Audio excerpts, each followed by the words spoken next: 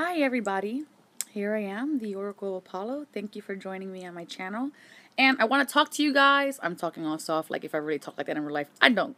Okay, so I'm going live here because I really wanted to make a video about what I've been experiencing lately as I'm going through my John of God healing. Now, mind you, I did my healing stateside. So unlike some of the other John of God healing testimonials you guys are seeing, those people have gone to Brazil, to La Casa, where John of God predominantly works out of. Okay, so now I went to Rhinebeck, New York, to the Omega Institute, to where John of God was having an event, a 3-day event, and I went to go see him there for my healing.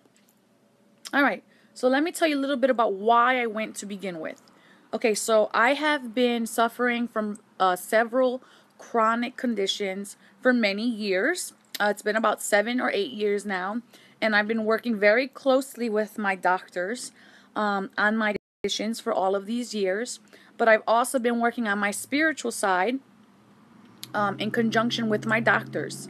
And I've so far always find more relief on my spiritual side than I have with my doctors. And I'm sure a lot of you who have chronic conditions out there, if you have not gotten to the point of this is too much and I cannot take this anymore and I just don't want all these pills and my life is not mine anymore. I have no life. There is no quality of life because my condition has completely taken over my life.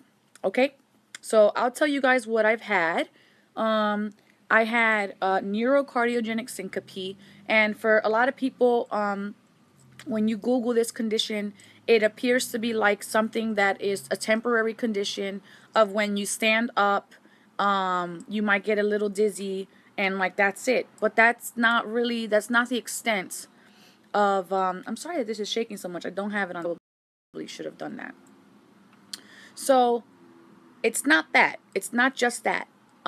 Yes, postural changes does increase my dizziness. So bending down to pick something up, or if I'm laying in bed and I get up, or going from sitting to standing, or anything, really anything. And this really affects more than just, oh, when I sit and I stand, because you're getting dressed, you get a shower, you're bending over, you wash your hair, like literally any postural changes, even in intimacy. This really affects all of these categories. And it's not a little bit dizzy. The whole room spins. My balance is off. My understanding is off. I'm foggy. I can't focus. If I'm walking or if I'm standing in a line waiting, I can't wait in my line for more than 10 minutes because the blood drains down into my extremities and then I can no longer focus. I have bombarded people in front of me in line, throwing my things on top of them, and they're looking at me like I'm crazy. And it's because I no longer have an understanding of even what I'm doing at that moment. It's just all I could focus on is the feelings inside of me, my body not responding to my mind. Like if I want to move forward, if I want to move back, there's just a disconnect. Okay, and the thing about this is that your blood pressure drops so low that you faint. So it doesn't matter if I'm standing or if I'm sitting or if I'm changing my posture. It just happens. So the bad part about this is that if your blood pressure drops too low and you pass out, you could have a stroke. So that's the downside of that. I mean, there really is no upside, honestly. Unless you like to feel like you're drunk all the time, then that might be the upside. I've also had fibromyalgia, but the fibromyalgia has come through me having several accidents in my life that have caused me to not possibly have my life partner drive 3 hours there, spend the whole day there, and then drive 3 hours back to Philadelphia. It was not happening. And it happened. We got the money. I got the money. It was a blessing. Blessing. Okay, so now it's the day to go to Rhinebeck, New York. We're leaving at 3 in the morning because we have to be there at 7:30. We start to pump gas, and the little cap that covers where the people fill the gas tank at was a triangle, an actual triangle imprinted on that.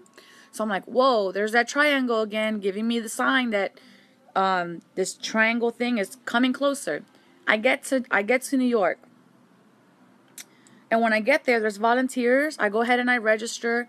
And all the volunteers are all wearing white, as the dress code is. And they have their name tags on. And the name tags have triangles on them. The actual blue triangle. And apparently this is actually the symbol, the logo for John of God was this blue triangle. That had been following me for weeks without me having any clue or understanding. And this blue triangle is ceramic and blessed by him. And it's actually a portal. And it means faith, charity, unity, I believe. One of those might be wrong, but off the top of my head, I think that's what it is. And you use these triangles as portals to do healing in different parts of your body. Go figure. But that's basically was John of God's calling card saying, hey, you got to come see me. And that has happened to me last year too, when I went to California, because Saint Germain, which I didn't know who he was at the time, was like all over. You gotta come to Mount Shasta. You gotta come to Mount Shasta. And I went, and it was amazing. But that's another video for another time. Okay, so this is what is expected. You wear a white, you go, and then they put you in something what they call the main hall. The main hall is just because it's a big tent. Okay, guys. You have to be mindful that this is like a setup thing at the Omega Institute, and they had 1,500 people coming through their doors in 3 days for this event. So they set up this huge tent, and in the tent they had like air conditioners, although it was a beautiful day, so it wasn't required. But they had pictures of different entities on the walls, and I'm trying to get this as through as fast as I can because it's a lot of information.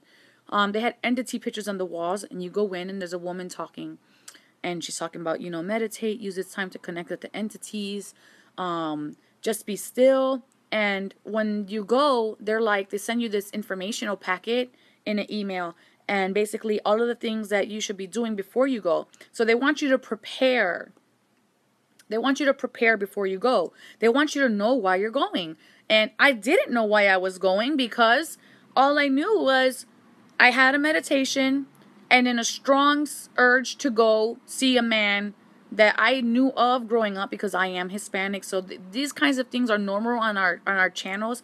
Like, not so much here in like the United States, where like there's not really like commercials for like holistic healers and wellness. I don't know why, but there is a lot of commercials like that in the Spanish channels, like psychics and healers, and that's a really prevalent thing. And I remember hearing about him when I was little. So anyways, so we're in the main hall, and I close my eyes, and I'm like, okay, so why am I, I've been prepping all week, since I got my email, why I wanted to come, why I was here. I knew that I wanted to have some healing, but I also knew that I wanted to be stronger and better incorporated. And when I walk into the building, I'm looking around because I am feeling a crazy energy around me. It's like an atmosphere. It's like this man is creating his own gravitational pull, his own atmosphere. And you're walking through it, okay? And I say atmosphere because if you've ever walked through like different densities of the forest, you'll feel shifts in the air, in the density. Okay, so we walk forward, and my heart is beating 1,000,000 miles a minute. And it's not because I'm having anxiety. I'm feeling the energy of the room, and I suddenly just get hot, dripping sweat. And I start fanning myself, and I'm looking around like no one's reacting. Everyone's calm. And I'm looking around like, how is no one else? Well, maybe they are feeling it, but how is no one else reacting? That's what my thinking, because I'm just like about to explode. Okay, so I get closer. Now I can see him with my eyes, because he's kind of like around this curtain, and you gotta like, they're trying to, they just made it so that a lot more people could fit, so it kind of made it into like a little maze. They use the space wisely. And he's sitting there, and his eyes are like glossed over. Like, his pupils are huge, okay? And the rainbow line in his the rainbow line in his eye is huge. And the person in front of me, he looks at them, but then like I walk in front of him now, and I have my paper in my hand, and no one says anything to him. They just give him the paper and they walk on. I give him my paper and I say thank you, and his eyes go whoop, and they shift and they look at me. And then in that moment, like, I felt it. I was just like, And what I mean by it,